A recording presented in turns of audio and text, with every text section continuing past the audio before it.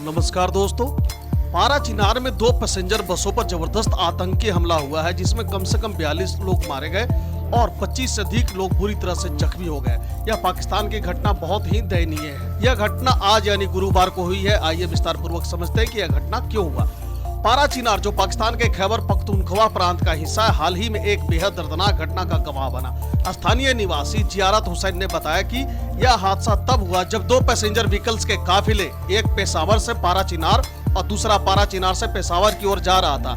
इन यात्रियों के लिए यह सफर सामान्य नहीं था, क्योंकि यह सफर उनका आखिरी सफर बन गया। जियारत हुसैन ने समाचार एजेंसी द रॉयटर्स को बताया कि हथियारबंद आतंकियों ने अचानक 2 काफिलों पर हमला कर दिया। उनके रिश्तेदार जो पेशावर से पारा चिनार जा रहे थे, इस हमले का शिकार हो गए। गोलियों के बौछार और खून से लथपथ काफिले का मंजर ऐसा था कि किसी भी इंसान की रूह कांप जाए। बताया जा रहा है कि बंदूकधारियों ने पैसेंजर गाड़ियों पर ताबड़तोड़ फायरिंग कर दी, जिसमें 42 लोगों की मौत हो गई, जबकि 25 से ज्यादा लोग घायल हो गए। इससे पिछले 8 सालों में पाकिस्तान का सबसे बड़ा आतंकवादी हमला माना जा रहा है। वाहनों का काफिला पारा चिनार से पेशावर जा रहा था, तभी कुर्रम जिले के उचाट इलाके में अज्ञात बंदूकधारियों ने हमला कर दिया, जो कि पहले से ही घात लगाकर बैठे थे। खैबर पख्तूनख्वा प्रांत के मुख्य सचिव नदीम असलम चौधरी ने घटना की जानकारी देते हुए कहा, कुर्रम आदिवासी जिले में हुए हमले में मरने वालों में महिला और बच्चे शामिल हैं। उन्होंने कहा, यह एक बड़ी त्रासदी है और मरने वालों की संख्या बढ़ने की संभावना है। अभी तक किसी ने हमले की जिम्मेदारी नहीं ली है। गुरुवार को पाकिस्तान के खैबर पख्तूनख्वा प्रांत के कुर्रम जिले में एक भयावह आतंकवादी हमला हुआ, जिसने पूरे देश को झकझोर कर रख दिया। यह हमला पाकिस्तान के इतिहास में पिछले 8 सालों में सबसे बड़ा और सबसे दर्दनाक आतंकवादी हमला माना जा रहा है। घटना में 42 मासूम लोगों की मौत हो गई है, जबकि 25 से अधिक लोग घायल हैं। हमले के तुरंत बाद घटनास्थल पर चीख पुकार मच गई। घायल लोग मदद के लिए पुकार रहे थे, लेकिन आतंकियों की मौजूदगी के कारण कोई उनकी मदद के लिए आगे नहीं बढ़ सका। अंततः सुरक्षा बलों ने घटनास्थल पर पहुंचकर स्थिति को नियंत्रित किया, लेकिन तब तक बहुत देर हो चुकी। पाकिस्तान में पिछले कुछ महीनों में आतंकवादी घटनाओं में भारी इजाफा हुआ है। खासकर बलूचिस्तान और खैबर पख्तूनख्वा प्रांत इन मामलों के केंद्र बन चुके हैं। यह क्षेत्र पहले से ही संवेदनशील है और इस तरह की घटनाओं ने वहां के लोगों के जीवन को और अधिक असुरक्षित बना दिया है। पाकिस्तान के राष्ट्रपति आसिफ अली जरदारी ने इस घटना की कड़ी निंदा की और पीड़ित परिवारों के प्रति गहरी संवेदना व्यक्त की। उन्होंने वादा किया कि इस जघन्य अपराध के जिम्मेदार लोगों को कानून के शिकंजे में लाया जाएगा और कड़ी से कड़ी सजा दी जाएगी। उन्होंने यह भी सुनिश्चित किया कि घायलों को समय पर चिकित्सा सहायता मिले। लेकिन सवाल यह उठता है, क्या इन वादों के बावजूद इस क्षेत्र में शांति लौटेगी?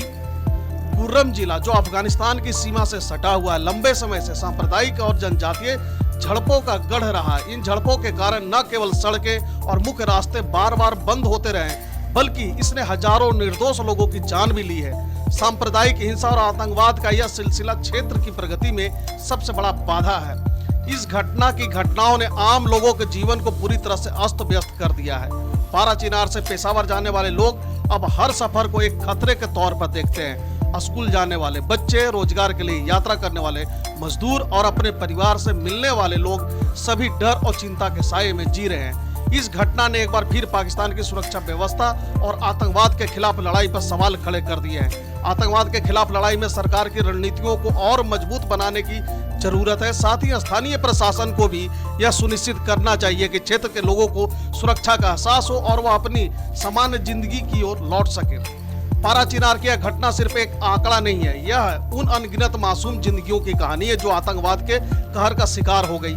जरूरत इस बात की है कि सरकार, सेना और जनता मिलकर आतंकवाद के खिलाफ एक सशक्त मोर्चा बनाए। केवल तभी यह क्षेत्र जो कभी शांति और संस्कृति का प्रतीक था, दोबारा अपनी खोई हुई पहचान हासिल कर पाएगा।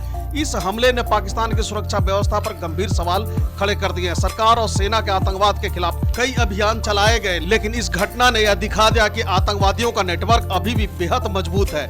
यह हमला इस बात का प्रतीक है कि पाकिस्तान ने दशकों से जो कट्टरपंथ और आतंकवाद को प्रोत्साहित किया है, अब वही उसके लिए घातक साबित हो रहा है। हालांकि जनता का गुस्सा 7वें आसमान पर है। स्थानीय लोगों का कहना है कि सरकार केवल बयानबाजी करती है, लेकिन जमीनी स्तर पर कोई ठोस कार्रवाई नहीं होती। उन्हें डर है कि अगर यही स्थिति बनी रही तो भविष्य में ऐसे हमले और बढ़ सकते हैं।